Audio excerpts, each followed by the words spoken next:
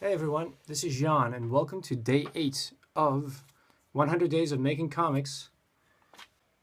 So, in today's update, I will be laying out the rest of the 10 pages for my personal comic book project. Um, I am devoting at least an hour a day to get this project moving forward so I have something to take with me to a Comic Con in February. Um, What you're about to see in this video took me roughly an hour. The original video is an hour. I've been condensing it down so they don't drag on too long. So I'm going to try and keep things a little bit less rambly like yesterday and keep it a little succinct. Um, the main thing I learned from my hour-long drawing session today is that having only an hour to go really forces you to make decisions. Trying to cram in a story in 10 pages is hard. And what it also made me realize is, what is, like, obviously I'm drawing very rough and I'm drawing very small, but it made me realize, like, I need certain characters in certain scenes. When I introduce characters, shouldn't I want them to have a big picture like I do with the guy on the left over there?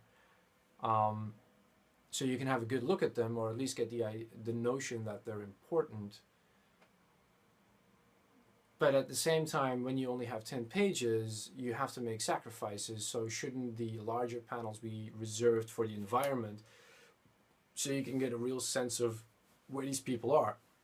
These are all some of the things I've been thinking about. Another thing that it really forced me to do is I was still thinking about how I'm going to start this story. I had very broad outlines. I've been talking about how the signal that sends them on their adventure could be a clue rather than an actual signal, and that this clue might be something carried by someone they come across who ran away, and then that running away alludes to backstory, which I then get to fill in.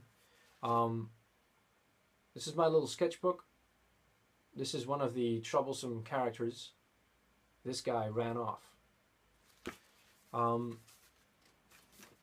And then I also drew a scene here. This is also a day 8 drawing, where he gets found, and on him is a flag or a cover of some kind of fabric with a symbol on it, which I also drew here. This is something that you're probably not going to see much further down the line in the story. It's more of a background character, background story kind of thing. But the symbol is the same, and it means different things to different people on the ship. But I figured, since they are scavengers, they are looking for new resources. It is a hint that there are fresh resources just around the corner somewhere that they haven't discovered and that no one has discovered. And so that means jackpot. And so greed sets a lot of things in motion, even though the symbol has a powerful meaning to some members of the crew. And so they want to go there for their own reasons. So there could be different motives for wanting to discover this treasure. But making these layouts really forced my hand in how I'm going to tell this story. Now, obviously, this is just a layout. These are just designs. It's not set in stone. But I really enjoyed how it forced me to just call the shots, even though there could be serious ramifications later down the line on how I'm going to explain things. Like, how did this character run away? Why did he run away? That character right there. What made him look the way he does? Now, obviously, these kids are living in very rough conditions, living a very rough lifestyle on board this pirate ship slash scavenging vessel, roaming the wastelands wherever they are. So none of them look too good, but this is like beyond the pale. There's a lot of crew members I'm drawing right here So I get to set up dialogue, but again, like these are some of these crew members I have in my mind already, and I've shown you them. So I imagine this is one of the guys in the space chute going out. This is one of the technicians, and right here we have like a commanding officer of some kind. And they are obviously debating what they found, the kid, and what to do with him. And the crew not being, and the ship not being some kind of military outfit, or not being some kind of, how should I put it? They're not in space. And so a little twist on the whole quarantine thing, procedures that get broken in Alien is they're not too fussed about those things, because yes, it's a hostile environment, but they're not in space. And yes, they found something, but it's not an alien. It's someone they might know, or someone who is very much like the people they already know. There's something unusual about him, so they don't go through the whole proper procedures of dealing with contamination, because they don't think about contamination. And that is something that will come up any second now, I think. This is actually the bit with the taskmaster shouting at the kids, getting them back to work, and them daydream, like kind of being rebellious about running away as well. And so all of a sudden I had this idea. So I get to set up the taskmaster, I get to set up these harsh conditions in which they work. They're feeling rebellious because someone got away, and then that someone is thrown in on the floor, and it's like, well, there you go, kids.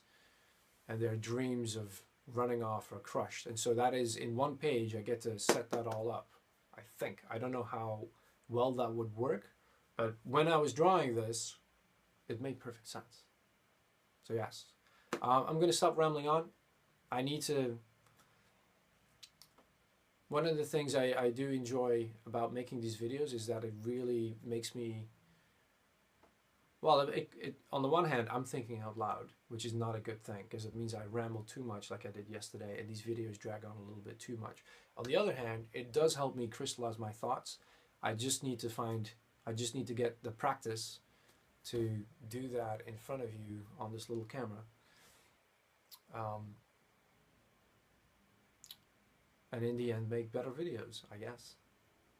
So they become a little bit more enjoyable to watch. So I hope you dig the layouts I made. If you have any questions or comments, feel free, drop them below.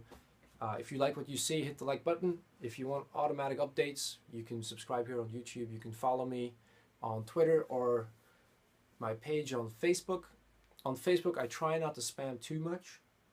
I don't, like, there's a lot of pages I like, and then they start dropping things throughout the day, all day long, and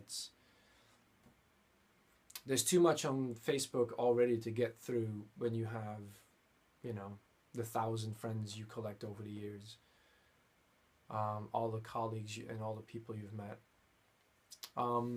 So yeah, I try not to get too spammy, and I'm gonna have to get in the habit of having a nice little announcement poster with all the links for all the days you may have missed, and just do that like every 2 or 3 days.